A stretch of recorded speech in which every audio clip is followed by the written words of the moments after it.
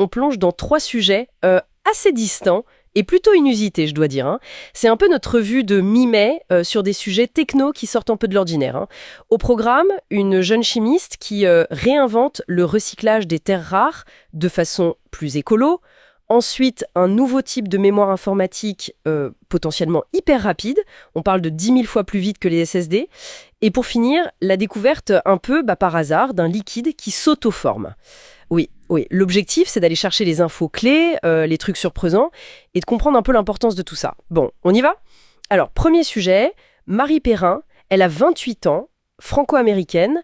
Elle a mis au point un procédé pour récupérer l'europium. L'europium, c'est une terre rare, très utilisée dans les LED et même pour la sécurité des billets en euros, figurez-vous. Le contexte est, comment dire, un peu tendu. La Chine fournit plus de 70%.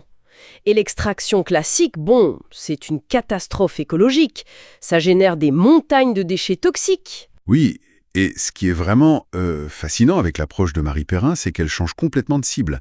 Au lieu d'aller chercher dans les minerais, où la concentration est faible, elle vise les déchets.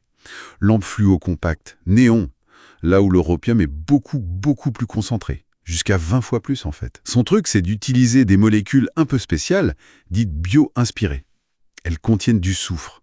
Et l'énorme avantage, c'est que ça marche en une seule étape. Hop, une réaction chimique, et on obtient un solide d'europium facile à récupérer.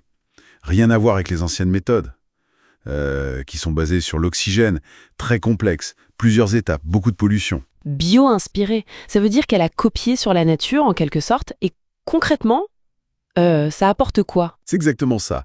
L'idée vient de mécanismes qu'on trouve dans la biologie. Les gains sont multiples, c'est plus rapide, c'est nettement plus propre, ça consomme moins d'énergie, donc plus durable, quoi. Et surtout, beaucoup moins de produits chimiques dangereux utilisés. Ah oui, c'est vraiment prometteur. D'ailleurs, elle a monté sa start-up Recover, c'est ça ? Avec une amie et son directeur de thèse. Et juste pour rappel, les terres rares, en fait, elles ne sont pas si rares géologiquement. C'est surtout qu'elles sont très difficiles à séparer proprement. Exactement, c'est le défi principal. Bon, on passe au deuxième sujet. Et là, attention, ça pourrait vraiment tout changer dans nos ordis. La mémoire POX. POX, ça veut dire Phase Change Oxide. C'est développé par l'université de Fudan, en Chine. Le chiffre qui frappe est un temps d'écriture de 400 picosecondes. C'est vertigineux. Ça ferait 25 milliards d'opérations par seconde, potentiellement 10 000 fois plus rapide qu'un SSD actuel, si j'ai bien compris. Perd tout quand on éteint l'ordi, elle est volatile. Et on a la mémoire flash, comme dans les SSD ou les clés USB. Elle garde les données, elle est non volatile, mais elle est plus lente. La Polix, elle ambitionne de combiner le meilleur des deux. Garder les données sans courant et être ultra rapide. L'innovation technique, pour simplifier, c'est l'utilisation de graphène. Du graphène de Dirac en 2D, à la place du silicium classique, ça permet une sorte de super injection d'énergie, beaucoup plus rapide et précise pour changer l'état de la mémoire. C'est ça l'astuce.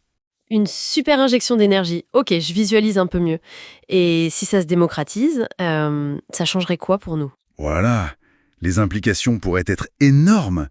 Imaginez, des ordinateurs, des smartphones qui démarrent instantanément. Fini l'attente. Et en plus, ils consommeraient moins d'énergie. Pour l'intelligence artificielle, ça pourrait carrément supprimer le besoin de certaines mémoires caches, les SRAM, qui sont rapides mais très énergivores. Et puis, les data centers pourraient réduire leur consommation électrique. Les bases de données seraient bien plus réactives.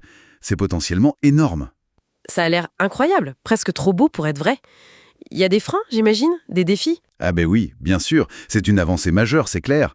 Stratégique aussi, notamment pour la Chine. Mais faut rester prudent. Il faut que ces performances soient confirmées par d'autres labos de manière indépendante. La question de la durée de vie, la longévité de cette mémoire, elle est cruciale aussi. Est-ce qu'elle tient sur des millions de cycles d'écriture ? Et puis, le nerf de la guerre, le coût. Est-ce qu'on pourra produire ça à grande échelle, à un prix raisonnable ? La recherche continue, évidemment. D'accord, on suit ça de près. Allez, dernier sujet, une histoire de découverte un peu folle, par pur hasard, la sérendipité comme on dit. C'est un étudiant, Anthony Reck. Il faisait une manip simple, mélanger de l'eau, de l'huile, qui normalement ne se mélange pas, hein, et des particules de nickel. Et là, au lieu d'avoir des couches séparées ou des petites bulles d'huile dans l'eau, il a observé un truc complètement inattendu. Oui, c'est ça qui est fou. Le mélange a pris tout seul une forme stable, en forme de vase, alors que l'eau et l'huile, à l'intérieur, restaient bien séparés. C'est, à notre connaissance, le tout premier liquide auto-formant jamais observé.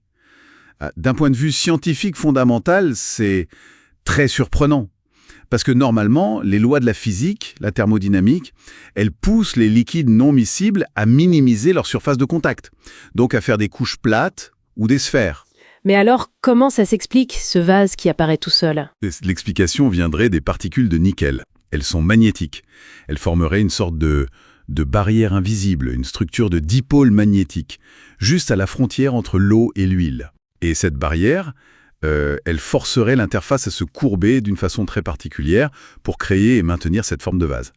C'est assez contre-intuitif. D'ailleurs, la découverte a fait l'objet d'une publication dans la prestigieuse revue Nature Physics. C'est fascinant comme histoire et au-delà de la curiosité scientifique pure, est-ce qu'on imagine déjà des applications? Bon, c'est encore très tôt, hein. C'est de la recherche fondamentale.